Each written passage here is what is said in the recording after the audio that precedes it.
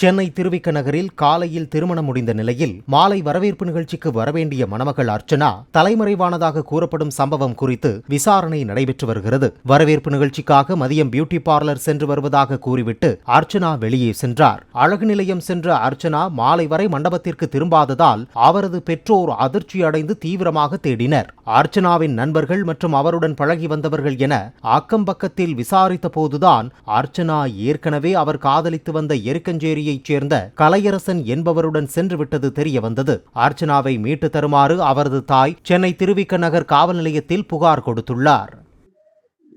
ஜூலை 2ஆம் தேதி கல்யாணம். காலையில ஈவினிங் ஃபங்க்ஷன் வச்சிருந்தோம். காலையில திருமணம் முடிஞ்சு மறு வீட்டு பொண்ணு போயிட்டு வீட்டுக்கு வர்றதுக்கு கூப்பிட்டு போனாங்க.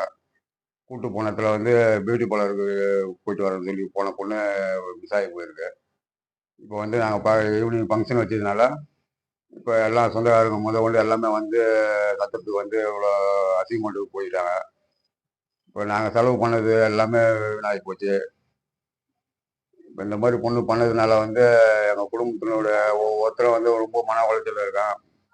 என் பையன் தற்கொலை பண்ணுற அளவுக்கு போயிருக்கான். இப்போ இதுக்கெல்லாம் என்ன தீர்வு? நான் இப்போ 6 லட்ச ரூபாய் 7 லட்ச ரூபாய்க்கு கடன் அதில் ₹1 கூட சொந்தமாக காசு இல்லாமல் மொத்தமாக கடன் வாங்கி தான் எல்லாம் ஏற்பாடு பண்ணேன். இப்போ அதுக்கெல்லாம் என்ன தீர்வு பண்ண போகிறாங்கன்னு ஒன்றும் புரியல. இதெல்லாம் கம்ப்ளைண்ட் கொடுத்துருக்கேன். போலீஸ் ஏதாவது இது மேலே கொஞ்சம் நடவடிக்கை எடுத்து எங்களுக்கு எதிராக ஒரு தீர்வு பண்ணாங்க கொஞ்சம் நல்லா இருக்கும். ஏன்னா நான் சொந்த பணம் எதுவுமே கிடையாது. மொத்தமே நான் கடன் வாங்கி தான் பண்ணியிருக்கேன் வட்டிக்கு.